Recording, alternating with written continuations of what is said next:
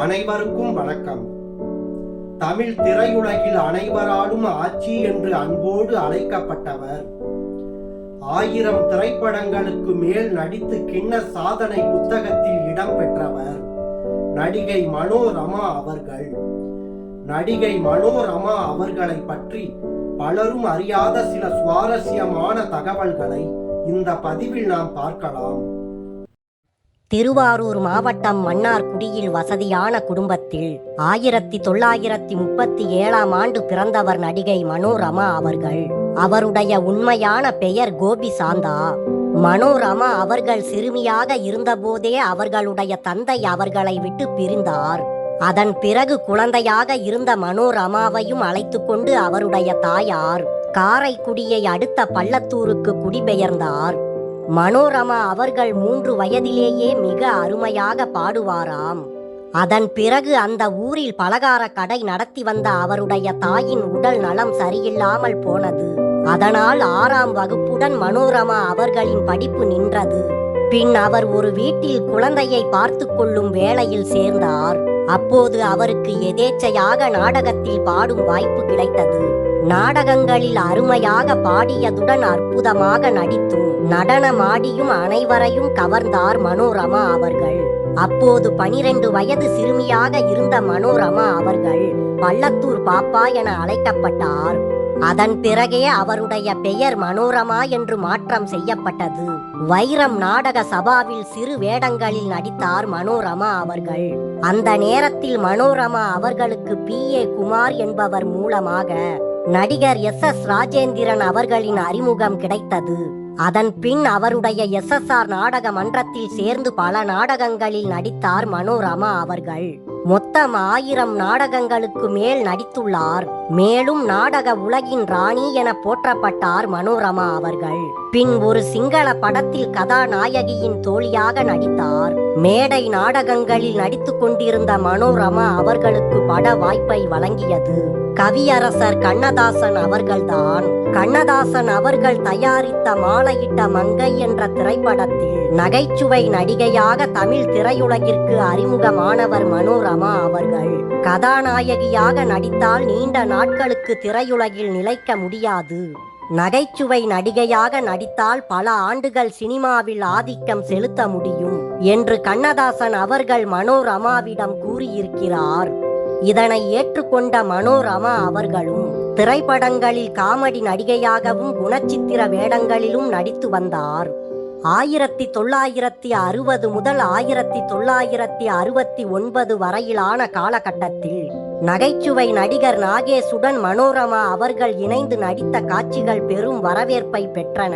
அதனைத் தொடர்ந்து சுருளிராஜன், தேங்காய் சீனிவாசன், வெண்ணிராடை மூர்த்தி மற்றும் சோ ஆகியோருடன் பல படங்களில் நடித்து பிரபலமானார். தன்னுடைய திரை வாழ்வில் 1000 திரைப்படங்களுக்கு மேல் நடித்ததால் கின்னஸ் புத்தகத்திலும் இடம்பெற்றார் மனோரமா அவர்கள். தமிழ், தெலுங்கு, மலையாளம் மற்றும் கன்னடம் உள்ளிட்ட பல மொழிகளில் நடித்திருக்கிறார் மனோரமா அவர்கள். அதிக எண்ணிக்கையில் அம்மா கதாபாத்திரங்களில் நடித்தவர் மனோரமா அவர்கள். மேலும் கதாநாயகி, அண்ணி, வில்லி என இவர் நடிக்காத கதாபாத்திரங்களே இல்லை. பல தொலைக்காட்சி தொடர்களிலும் நடித்துள்ளார். திரையுலகில் 50 ஆண்டுகளை கடந்து பொன்விழா கொண்டாடியவர் மனோரமா அவர்கள். மேலும் இவர் நன்கு பாடல்களை பாடக்கூடியவர். தமிழ்நாட்டின் முன்னாள் முதல்வர்கள் அறிஞர் அண்ணா, மு. கருணாநிதி அவர்களுடன் மேடைகளிலும், மக்கள் திலகம் MGR அவர்கள், ஆந்திராவின் முன்னாள் முதல்வர் ND ராமாராவ் அவர்கள், ஜெயலலிதா அம்மா ஆகியோர்களுடன் திரைப்படங்களிலும் நடித்து தென்னிந்தியாவின் 5 முதல்வர்களுடன் நடித்த பெருமையை பெற்றவர் நடிகை மனோரமா அவர்கள்.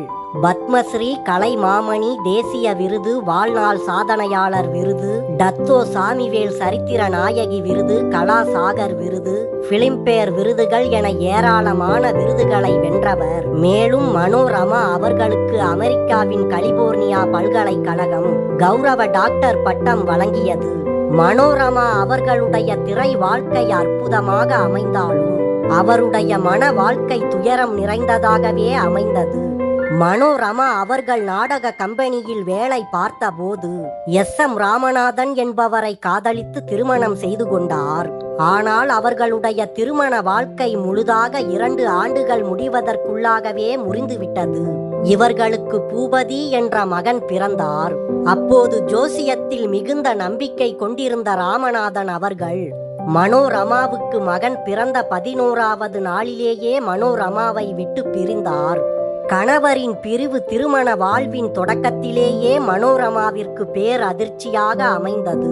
அதன் பிறகு தன் மகனுக்காகவே தனது முழு வாழ்க்கையையும் அர்ப்பணித்தவர் மனோரமா அவர்கள். வாழ்க்கையில் அடிக்கு மேல் அடி, நம்பிக்கை துரோகங்கள் என இவர் சந்திக்காத பிரச்சனைகளே இல்லை. ஒருவரது வாழ்க்கையில் துன்பங்கள் ஏற்படுவது இயல்புதான். இருந்தாலும் அப்படிப்பட்ட தருணத்தில் மனம் தளராமல் வாழ்க்கையில் முன்னேறுபவர்கள் ஒரு சிலரே. அதில் மிகவும் முக்கியமானவர் மனோரமா அவர்கள். வறுமையில் வாடி எந்த பின்னணியும் இல்லாமல் தனது திறமையால் மட்டுமே உலகளவில் புகழ்பெற்ற மனோரமா அவர்கள் தன்னுடைய 78வது வயதில் மறைந்தார்.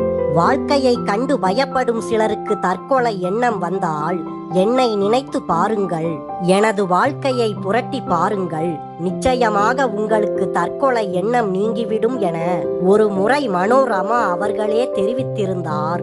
மனோரமா அவர்கள் 2015ஆம் ஆண்டு அக்டோபர் 10ஆம் தேதி அன்று மறைந்தார். சென்னை தியாகராய நகரில் மனோரமாவின் வீட்டில் அவரது உடல் அஞ்சலிக்காக வைக்கப்பட்டிருந்தது. அப்போது அவருடைய உடலுக்கு அஞ்சலி செலுத்த திரண்டிருந்த கட்டுக்கடங்காத கூட்டத்தின் மத்தியில் அப்போது முதல்வராக இருந்த ஜெயலலிதா அவர்களின் வாகனம் வந்தது. அந்த காலகட்டத்தில் பல மாதங்களாக உடல் நலம் சரியில்லாமல் இருந்த அன்றைய முதல்வர் ஜெயலலிதா அவர்கள் மெதுவாக நடந்து சென்று வீட்டின் வரவேற்பு பகுதிக்கு அருகே வைக்கப்பட்டிருந்த மனோரமா அவர்களின் உடலுக்கு மலர் வளையம் வைத்து அஞ்சலி செலுத்தினார். மிகவும் நெருங்கியவர்களின் திருமணம் மற்றும் துக்க நிகழ்ச்சிகளில் கூட சில சமயங்களில் ஜெயலலிதா அவர்கள் கலந்து கொள்வதில்லை என்ற நிலையில் உடல் நலம் சரியில்லாமல் இருந்த சமயத்திலும் ஜெயலலிதா அவர்கள் வந்தது மனோரமா அவர்களின் ரசிகர்களிடையே வியப்பை ஏற்படுத்தியது. அப்போது நம்மை போலவே காலமெல்லாம் தன்னந்தனியாக போராடியவர் என்றுதான் மனோரமா அவர்களை அம்மாவுக்கு பிடிக்கும். அதனால்தான் மனோரமா அவர்களுக்கு அம்மா அவர்கள் அஞ்சலி செலுத்த வந்திருக்காங்க என்று ஜெயலலிதா அவர்கள் குறித்து அஞ்சலி செலுத்த வந்த கூட்டத்தில் ஒருவர் கூறியது அங்கு திரண்டிருந்த கூட்டத்தினரை நெகிழ்ச்சியில் ஆழ்த்தியது. உண்மைதான்.